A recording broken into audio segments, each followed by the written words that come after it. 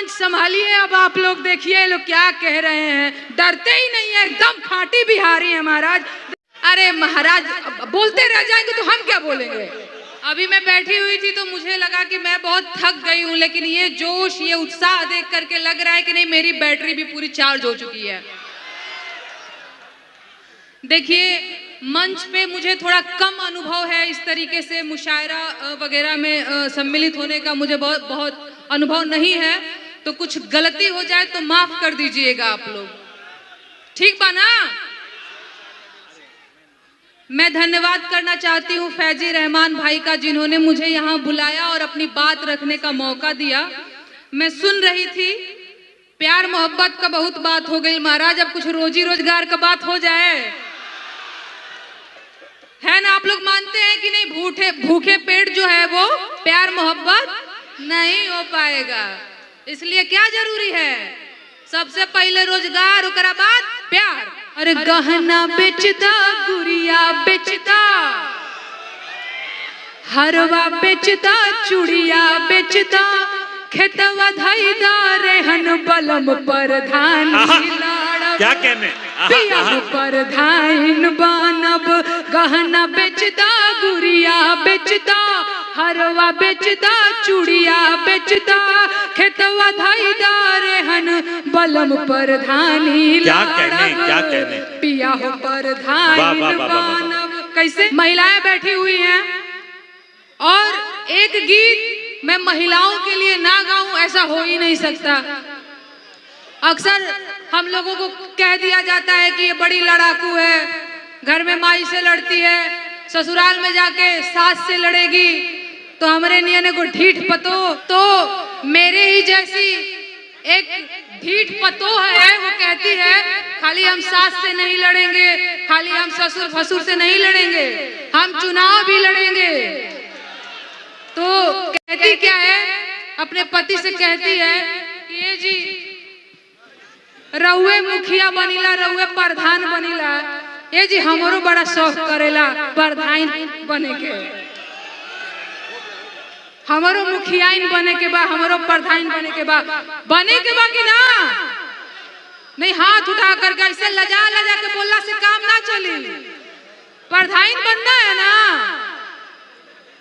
गहना बेचता, गुड़िया बेचता, हरवा बेचता, चूड़िया बेचता, खेतवा धैदा रेहन बलम प्रधानी, क्या कहने पिया हो प्रधान बनब। कैसे, अरे जितला के बाद हमार बैंकवा के खाता चरचराई हो,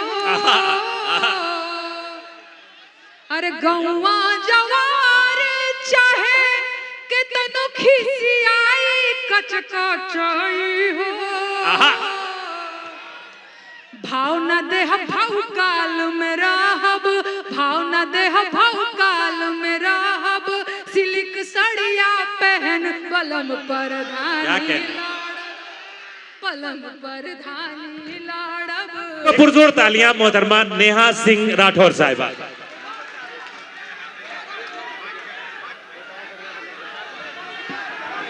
अभी और सुनना चाहते हैं,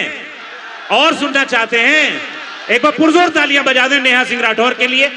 आपकी बेटी, मैं उनसे गुजारिश कर रहा हूं आपकी तरफ से, लेकिन देखिए उतना किसी के ऊपर किसी से मोहब्बत कीजिए कि उससे बर्दाश्त हो, कि अजीज नेहा जी, अजीज इतना ही रखो कि जी संभल जाए, अब इस कदर भी न चाहो कि दम निकल जाए। तो सुनाने में भी ताकत लगती है, तो इसका भी लिहाज रखें और उनका हौसला बढ़ाते रहें। एक बार तालियों के साथ इस्तेमाल करें। सुना रही हूँ। आप लोग इस चीज को भी समझिए कि एक छोटी सी बच्ची है जो पहली बार मंच पे आई है, थोड़ी असहज भी हो जा रही है, तो आप लोग इसका ख्याल रखते हुए ये आप लोगों की जिम्मेदारी है, ठीक ना। मैं एक और देखिए, पलम प्रधानी पलम प्रधानी लाड़ब, पिया हो मुखियाइन बनब।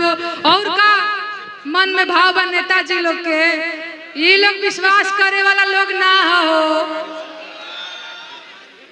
इनके मन में भाव का है, अरे ईटा के दीवाल पे पुट्टी पलस्तर हो आई हो,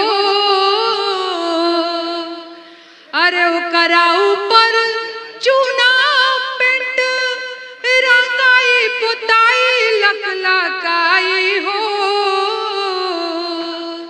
ए मोर बलमुए हो करे जा, ए मोर बलमुए हो करे जा, बदली रहन सहन बलम परधानी लड़ब, पिया हो परधाइन बनब।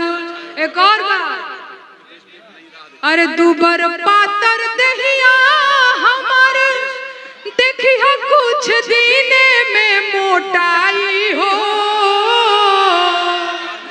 अरे थरिया में मुर्गा भात निकहन कसैया सर पोटाई हो, अरे बैठी बोले रो परधाइन कहाइब, बैठी बोले रो मुखियाइन कहाइब, बदली रहन सहन बलम परधानी लड़ब, पिया हो परधाइन बनब। गहना बेचदा, गुड़िया बेचदा, हरवा बेचदा, चूड़िया बेचदा, खेतवा धाईदा रेहन बलम परधानी लड़ब, पिया हो परधाइन बनब। लेकिन एक और बात, क्योंकि अब मैं बिहार में आ गई हूँ तो मुझे पता है कि यहाँ की जो महिलाएं हैं वो थोड़ी थोड़ी दुखी तो हैं अपने पतियों से।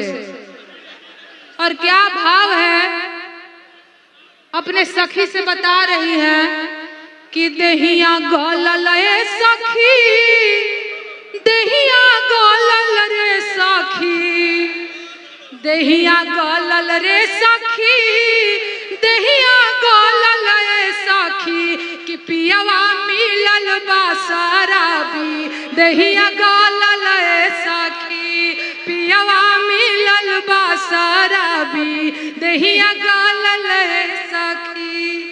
अरे कबो हरवा बेच के पिए, कबो चूड़िया बेच के पिए, हे कंगनवा बेच के पिए, हाँ नथियावा बेच के पिए, पूरा गहने पे नंबर लगावे सखी, पियवा मिलल बा शराबी, दहिया गलल रे सखी। धन्यवाद, अब इजाजत दीजिए मुझे।